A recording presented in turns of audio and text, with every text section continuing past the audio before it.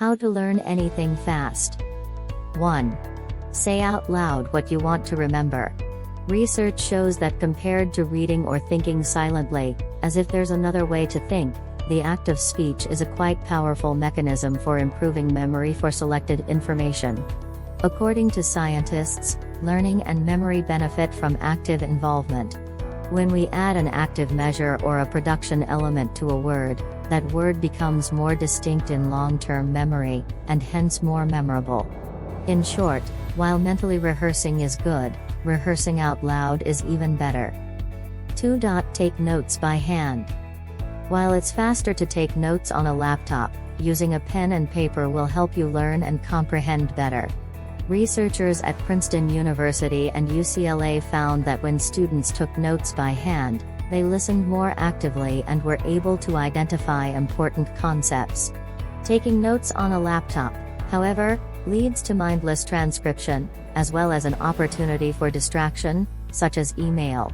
In 3 studies, we found that students who took notes on laptops performed worse on conceptual questions than students who took notes longhand, writes co-author and Princeton University psychology professor Pam Mueller.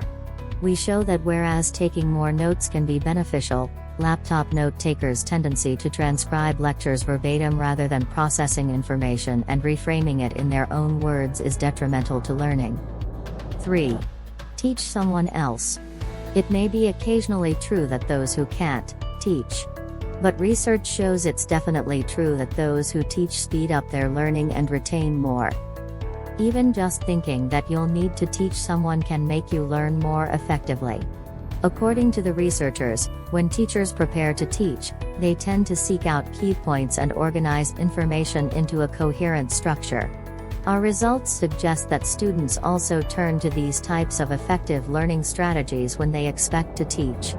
The act of teaching also helps improve knowledge. Ask anyone who has trained someone else whether they also benefited from the experience. They definitely did. 4. Take a study nap. Downtime is important when it comes to retaining what you learn, and getting sleep in between study sessions can boost your recall up to 6 months later, according to new research published in Psychological Science. In an experiment held in France, participants were taught the Swahili translation for 16 French words in 2 sessions. Participants in the wake group completed the first learning session in the morning and the second session in the evening of the same day, while participants in the sleep group completed the first session in the evening, slept, and then completed the second session the following morning. Participants who had slept between sessions recalled about 10 of the 16 words, on average, while those who hadn't slept recalled only about 7.5 words. Our results suggest that interweaving sleep between practice sessions leads to a twofold advantage, reducing the time spent relearning and ensuring a much better long-term retention than practice alone, writes psychological scientist Stephanie Mazza of the University of Lyon. Previous research suggested that sleeping after learning is definitely a good strategy, but now we show that sleeping between 2 learning sessions greatly improves such a strategy. 5. Visual mnemonics. Research proves that images and pictures stay in our mind for longer than words and sounds. While there are several types of memory-enhancing mnemonics to choose from, my personal favorite is the one that involves lots of drawing and sketching, basically visualizing information into fun images and pictures. So, let's say you are a biology student who is studying about depressant drugs like barbiturates, alcohol, and tranquilizers. You can use a visual mnemonic to remember BAT-BAT instead B for barbiturates, A for alcohol and T for tranquilizers. And just draw a sad, sleepy-looking depressed bat in your textbook next to where this information is given. This strong visual will stay in your memory for times to come. Let's try another one together. Let's learn the meaning of the word numismatist. Now, close your eyes and visualize a beautiful beach with coconut trees and clean cool water. Suddenly from far away a new mist is approaching and it starts to cover the whole beach like a mat. After a few moments it begins raining.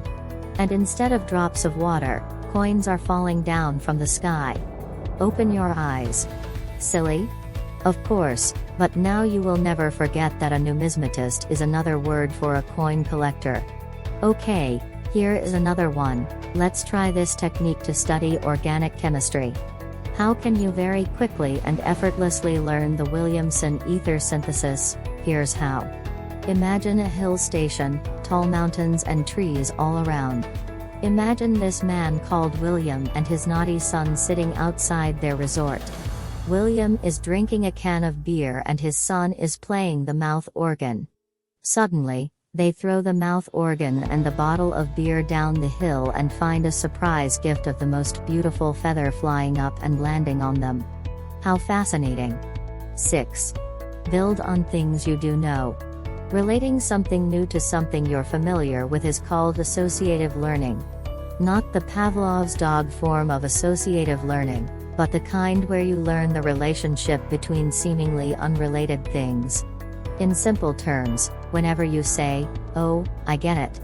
This is basically like that, you're using associative learning.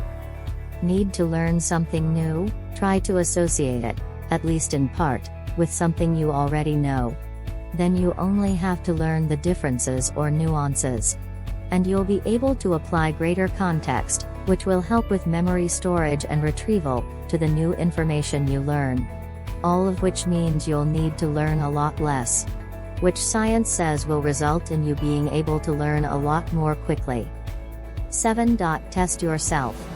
A lot. A number of studies show that self-testing is an extremely effective way to speed up the learning process. Partly that's due to the additional context created. If you test yourself and answer incorrectly, not only are you more likely to remember the right answer after you look it up, you'll also remember that you didn't remember. Getting something wrong is a great way to remember it the next time, especially if you tend to be hard on yourself. So don't just rehearse your presentation. Test yourself on what comes after your intro. Test yourself by listing the 5 main points you want to make. Try to recite key statistics, or sales estimates, or cash flow projections.